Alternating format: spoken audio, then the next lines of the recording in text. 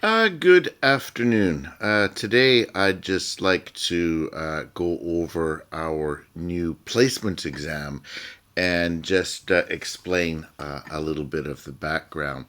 Now, this is the teacher's page that you get to after you log in, and if you click on Manage Classes, um, in the action square, there's now this new speaking test in addition to all the other teacher functions. And if you click on this, then you can enable or disable the test. Now, before I quickly show you the test, I just want to go back and review some of the basics of language testing. And language tests have to be valid, reliable, and feasible. And of course, valid being that test what they claim to test. They measure the skill that they claim to measure. So if you're measuring proficiency, does the test measure proficiency? And of course, this sounds like a simple concept, but it does get a little bit more complex in some ways. For example, if you look at the TOEIC test, and one of the important features of the TOEIC test is time pressure. And one of the reasons that TOEIC includes, or ETS, the makers of TOEIC, include time pressure in the TOEIC test is that they feel that this more correlates with overall competence, because what the TOEIC measures directly is just listening and reading, and yet from that they're claiming communicative competence. And one of the assumptions being made is that time pressure correlates positively with communicative competence. And so, and of course, there's research that might back this up. So that's sort of the idea of validity. And then reliability is a measure that measures the ability of a test to measure consistently. So if you have a test on Monday and then take the same test, or take a similar test, another TOEIC test on Thursday, theoretically you should get the same score. But of course, you don't get the exact same score because obviously you're using slightly different instruments, and there's always a small margin of error. And in any multiple test exam, students are guessing, and so there's inaccuracies that develop. And ETS themselves say that a TOEIC score is their score plus or minus 25, so it's a range. And independent external research might even suggest that the plus minus 25 figure is low, and that it might be even more. But I'm not trying to be critical of the TOEIC, not at all. I mean, it does its job. It measures the proficiency of learners across all levels, from elementary to advanced. But it does so to a certain degree of accuracy. So it's reliable, but reliable to a point, which is a feature of all language tests. And then lastly, feasibility looks at or is it able to be done within the institution that you have. At any rate, so using these three measures of validity, reliability, and feasibility, the test that we came up with was something called elicited imitation. And elicited imitation is just a way of saying listen and repeat. And there is, again, research to suggest the validity of these elicited imitation tests, because the ability to listen and then repeat, listen and repeat, positively correlates with competence. And so the test that we chose is an elicited imitation test, and done online. So again, feasible, done online, that can be done with a smartphone, with a computer, with a PC. And the model that we are seeking to build from is this test here, which was in language testing, is quite a classic paper with respect to elicited imitation. And the Ortega et al. Test was done in an analog form with many test items. We feel that with a good scoring algorithm, it's able to be done as a machine graded, and that there are many data points associated with elicited imitation that you can quite accurately, with a good degree of reliability, ascertain overall proficiency.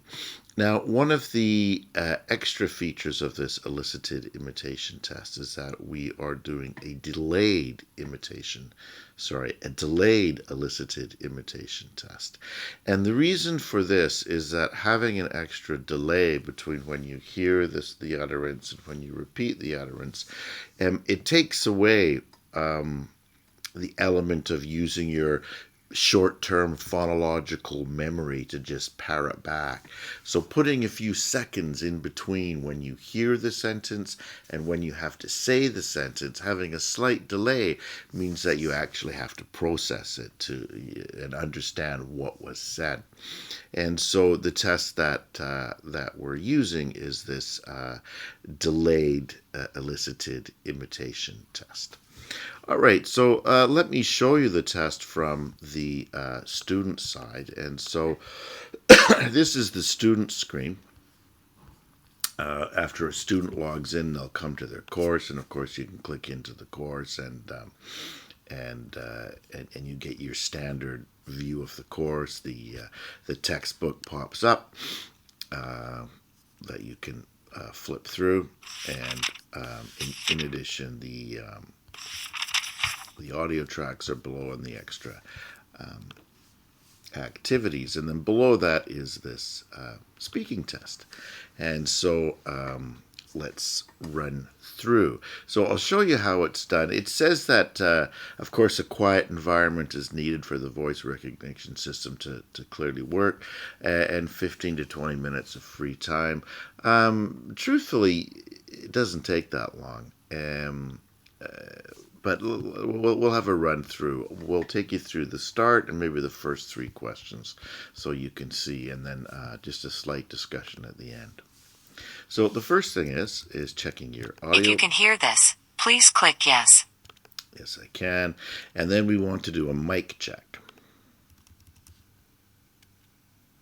The cat sat on the mat.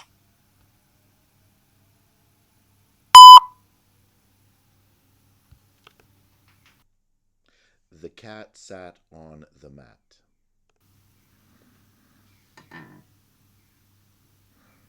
Okay, so now we're ready to go. Now, there are 15 questions in this test, and I'll go on to explain why there are only 15 questions. But first, I'll just show you them. I have to get a haircut.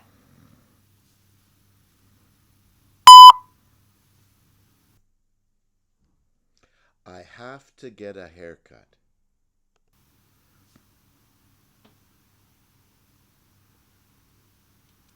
The red book is on the table.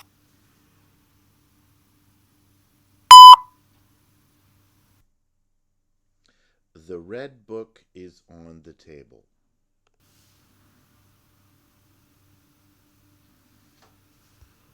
The streets in this city are wide.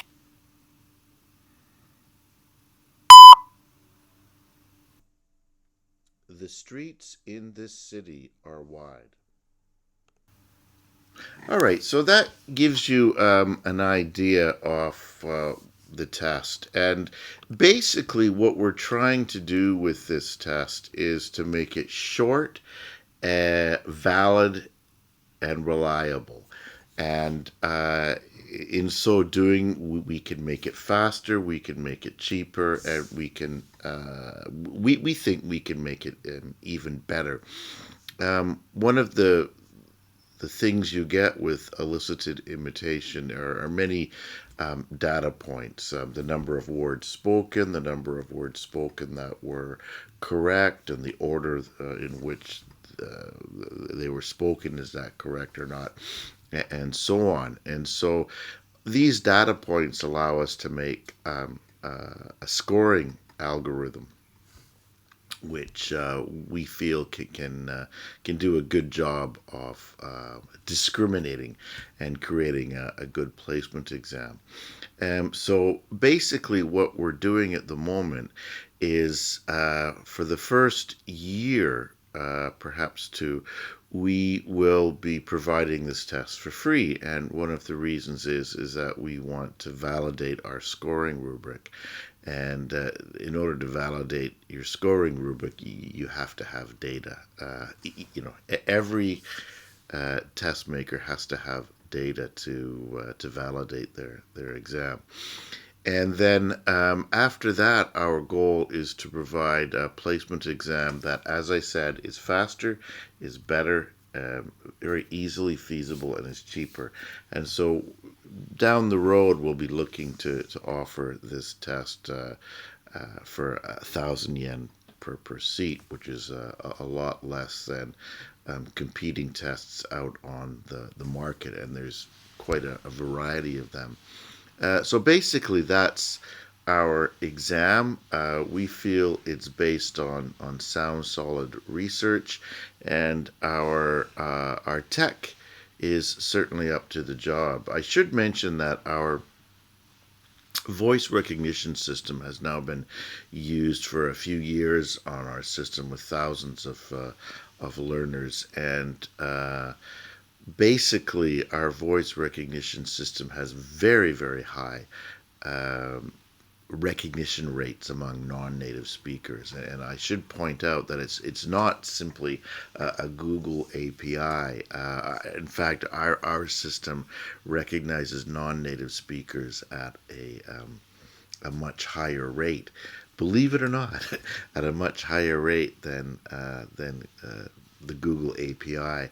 And if you're interested in how we do that, I'm very happy to sit down and have a chat about that. But anyway, that's our system. And if you're interested, perhaps what you could do is introduce it slowly. You could maybe try it out with a class. And after you gain confidence with it, you might try it with a department and then so on. But basically, the delayed elicited imitation exam can give you a very fast, down and dirty measure of language proficiency, which I think makes it ideal as a placement test. All right. If you have questions, please get in touch. Many thanks.